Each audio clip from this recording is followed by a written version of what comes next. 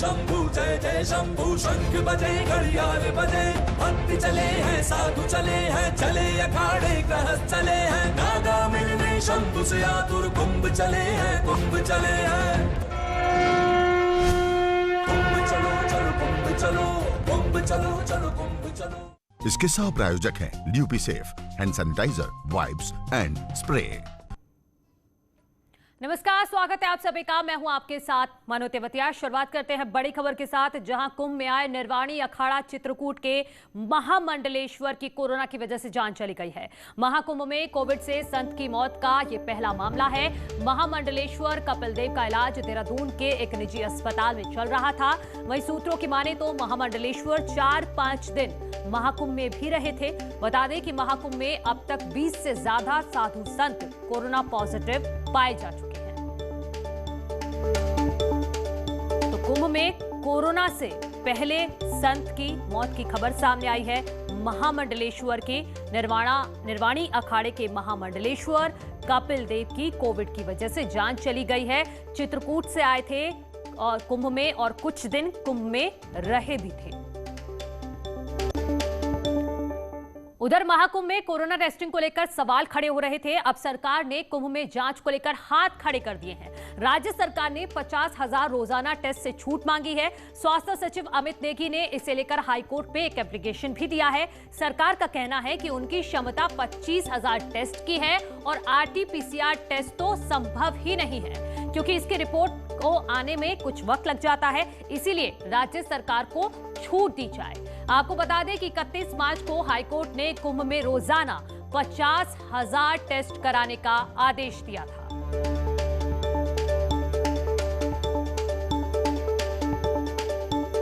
तो कुंभ में कोरोना का साया है, लेकिन इसी बीच राज्य सरकार ने हाईकोर्ट से छूट मांगी है कि हर दिन 50,000 टेस्ट करवाना संभव नहीं है। 31 मार्च को हाईकोर्ट ने आदेश दिया था राज्य सरकार को कि आप कुंभ के मद्देनजर हर रोज 50,000 टेस्ट करवाइए, लेकिन राज्य सरकार ने हाथ खड़े कर दिए हैं। राज्य सरकार की तरफ से एक एप्लीकेशन भी दायर की गई है, जिसमें कहा गया है कि 50,000 टेस्ट रोजाना कराना पॉसिबल नहीं है। हरिद्वार महाकुंभ में साधु संतों की भीड़ उमड़ी है। शाही स्नान पर भी लाखों संतों और श्रद्धालुओं ने गंगा में डुबकी लगाई। इसी बीच हरिद्वार में कुंभ के लगातार बढ़ते केस भी परेशानी का सबब बने हुए हैं, लेकिन प्रशासन ने अपने हाथ खड़े कर दिए हैं और सरकार ने भी फिलहाल कुंभ 30 अप्रैल तक जारी रखने की बात कही है। ऐसे में कोरोना केस बढ़ने का डर और भी ज्यादा सता रहा है। बीते 24 घंटे में हर की पैड़ी के पास के घाटों में स्नान कर रहे श्रद्धालुओं के 119 सैंपल पॉजिटिव आ चुके हैं, जिससे स्वास्थ्य विभाग की परेशानी और ज्यादा बढ़ गई है। वहीं संतों ने भी अब कुंभ में आ रहे श्रद्धालुओं के सावधानी बरतने की सलाह दी है। देखिए, मेला क्षेत्र में कल चूंकि शाही स्नान था, आप जानते हैं शाही स्नान में सिर्फ अखाड़ा को ही मुख्य जगह प्रवेश किया जाता है और सुबह 7 बजे से पहले ही आम जनता को अलाउ था। तो उस समय तक हम लोग 13,415 टेस्ट किए गए हैं पूरे मेला क्षेत्र में। उसमें 119 लोग पॉजिटिव आए हैं। तो पॉजिटिविटी की संख्या के हिसाब से हम देखेंगे तो काफ़ी ज़्यादा दर है। ये 13,000 लोगों में से 119 लोग काफ़ी ज़्यादा हैं। और जहाँ तक अखाड़ों की बात, अखाड़ों की संतों के द्वारा तो जांच कराई नहीं गई है, आम पब्लिक की हुई है और रात के 8 बजे तक की ये जांच हुई है। अब स्थिति ये है कि फिर से जो पहले की स्थिति थी वही आ गई है। ऐसे में हमारा समस्त देशवासियों से यही अनुरोध है कि देखिए, आप महामारी की गंभीरता को समझिए, हंसी में मत उड़ाइए। राजनेता रैली कर रहे हैं या दूसरे कार्यक्रम हो रहे हैं, इसका मतलब ये नहीं है कि कोरोना नहीं है। कोरोना नाम की बीमारी है, संक्रमण हो रहे हैं, लोगों की जान जा रही है, लोग परेशानी में पड़ रहे हैं। तो आप इस स्थिति की गंभीरता को समझिए। सरकारों के द्वारा जो एडवाइजरी जारी की गई है उसका पालन करिए, लोगों से दूरी बना करके रखिए, चेहरे पर मास्क रखिए। हरिद्वार महाकुंभ में साधु संतों की साधना और तप का संगम देखने को मिल रहा है। आज हम आपको दिखाएंगे हरिद्वार कुंभ मेले में आए बैरागी साधु संतों का हठ योग। आप खुद देखिए कैसे चिलचिलाती धूप में आग के घेरों में बैठकर होती है ये कठिन साधना।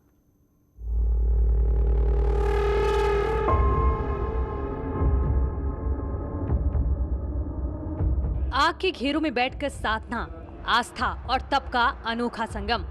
कुंभ नगरी हरिद्वार में इन दिनों साधु संतों के तप के हैरत अंगेज नजारे देखने को मिल रहे हैं। आज हम आपको दिखा रहे हैं बैरागी साधु संतों की योग साधना, एक ऐसी साधना जो 18 सालों तक चलती है। साधना के 4 चरण होते हैं। एक चरण पूरा करने के बाद अगले चरण में प्रवेश करने पर तपस्या और भी कठिन कर दी जाती है। तो ये धुनी का जो विशेष है, ये माघ शुक्ल पंचमी से है ना, पंचमी से उठाते हैं और ये आषाढ़ दशहरा ज्येष्ठ दशहरा तक चलता है। ये धुनी तापते हैं। पहले जो है पंचधुनी जो देख रहे हैं कि 5 जगह लगाकर जो ताप रहे हैं पंचधुनी। 8 योग साधना पूरी कर चुके रामचरण दास त्यागी बताते हैं कि ये तप बहुत कठिन तप होता है, लेकिन जो साधक इस तप में उतरता है वही इसके महत्व को समझता है।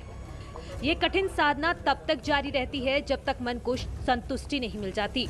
18 वर्ष का हठ योग साधना है। 6 सब्जेक्ट है, 3-3 साल का कोर्स होता है। 18 साल का ये सब्जेक्ट होता है। ये माने गर्मी ही हम सब संत भगवान 4 महीना धुनी तापते हैं।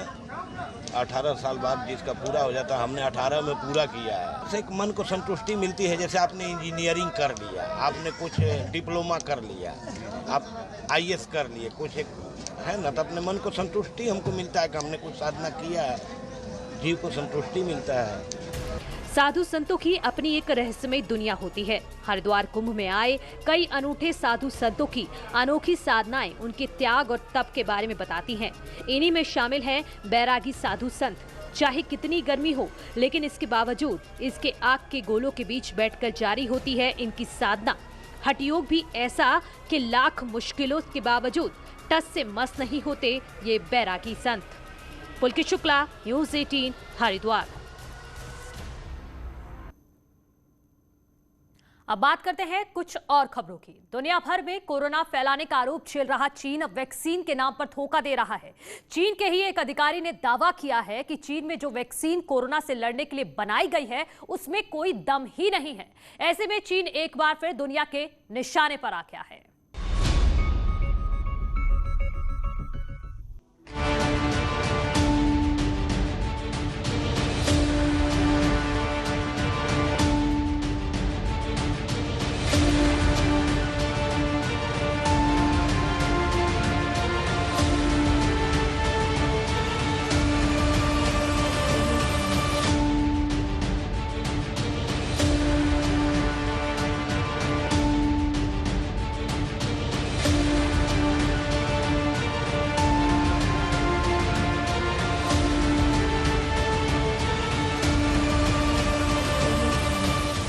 कोरोना पर चीन का नया धोखा। चीन का कोरोना टीका बेकार। कोरोना वैक्सीन पर चीन बेनकाब। कोरोना से जंग लड़ रही दुनिया में अब तक करीब 14 करोड़ लोग वायरस से पीड़ित हो चुके हैं। करीब 30 लाख लोगों की मौत हो चुकी है। पीड़ितों और मौतों के आंकड़े लगातार बढ़ रहे हैं। दुनिया को सदी की सबसे बड़ी त्रासदी में डालने वाले चीन का एक और खतरनाक झूठ सामने आया है। कोरोना वायरस को बनाने, फैलाने और बीमारी को छिपाने का आरोप झेल रहे चीन का सच ये है कि उसकी वैक्सीन में दम नहीं है। यानी चीन ने अपनी कमजोर कोरोना वैक्सीन को लेकर दुनिया से झूठ बोला। कोरोना वायरस फैलाकर सारी दुनिया को मुसीबत में डालने वाले चीन ने अब वैक्सीन के नाम पर दुनिया को बड़ा धोखा दिया है। चीन के रोग नियंत्रण अधिकारी गाओ फू ने विस्फोटक दावा किया है। उनका दावा है कि चीन में बनी वैक्सीन असरदार नहीं है, इसलिए अब वो नई वैक्सीन पर काम करने की तैयारी कर रहा है। यानी चीन ने पहले कोरोना वायरस फैलाया और दुनिया से झूठ बोलता रहा और अब कम असर वाला कोरोना का टीका लगाकर लोगों की जिंदगी के साथ खेलता रहा। चीन की कमजोर कोरोना वैक्सीन का सच किसी और ने नहीं बल्कि वहां के सबसे बड़े रोग नियंत्रण अधिकारी ने बताया है। ये है चीन की सबसे बड़ी स्वास्थ्य संस्था सेंटर फॉर डिजीज कंट्रोल और प्रिवेंशन के डायरेक्टर गाओ फू। कोरोना वैक्सीन पर गाओ फू के बयान ने दुनिया को हिलाकर रख दिया है। हमारा मानना है कि हम चीन की वैक्सीन और विदेशी वैक्सीन या अपनी ही 2 वैक्सीन को मिलाकर अगर एक नई वैक्सीन बनाएं तो उससे कोरोना मरीजों को लेकर बेहतर परिणाम मिल सकते हैं। इससे कोरोना से बचाव में बेहतर परिणाम मिलेंगे, साथ ही कोविड-19 वैक्सीन का प्रभाव भी बढ़ेगा। जो नई वैक्सीन तैयार होगी उसके स्टोरेज के लिए बहुत कम तापमान वाली जगह की जरूरत भी नहीं होगी। चीन की सर्वोच्च संस्था के सबसे बड़े अधिकारी को आखिर दुनिया के सामने ये क्यों मानना पड़ा कि उनकी वैक्सीन में दम नहीं? क्या चीन ने कोरोना टीका बनाने में जल्दबाजी दिखाई, जिसकी वजह से कमजोर वैक्सीन के जरिए उसने अपने और दुनिया के कई देशों में लाखों लोगों की जान मुसीबत में डाल दी है?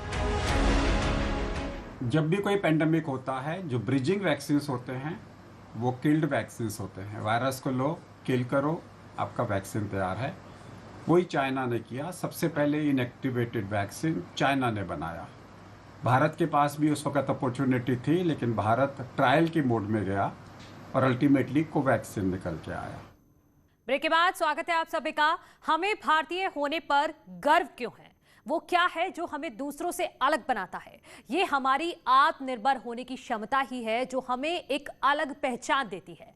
आईटीसी की प्रस्तुति और नेटवर्क 18 की पहल स्वाभिमान भारत हमारी एक खास पेशकश देश भर से कुछ ऐसी ही आत्मनिर्भरता की कहानियां आपके सामने लाती है। ये कहानी है एक ऐसे मशहूर खिलाड़ी की जिन्होंने ग्रामीण पर्यटन के जरिए विकास के मंत्र को अपने गांव तक पहुंचाया है। आइए जानते हैं कैसे किया इन्होंने ये सब।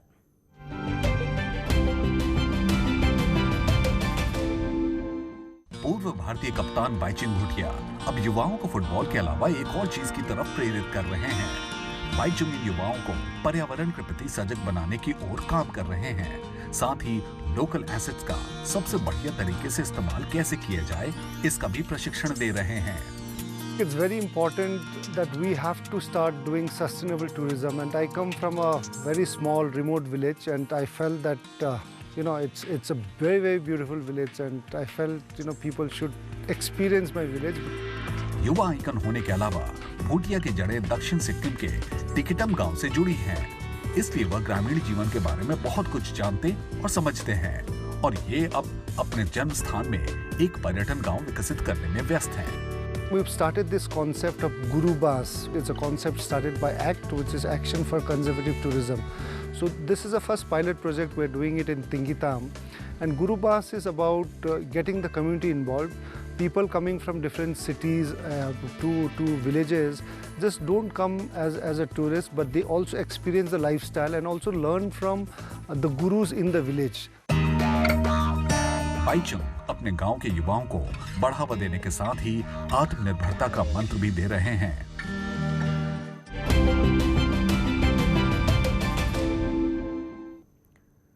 तो भारत से ऐसी ही सफलता की और कहानियां देखने के लिए बने रहे नेटवर्क 18 की खास पहल आईटीसी प्रेजेंट्स स्वाभिमान भारत के साथ। फिलहाल मेरे साथ इस बुलेटिन में इतना ही। आगे भी खबरें लगातार जारी हैं।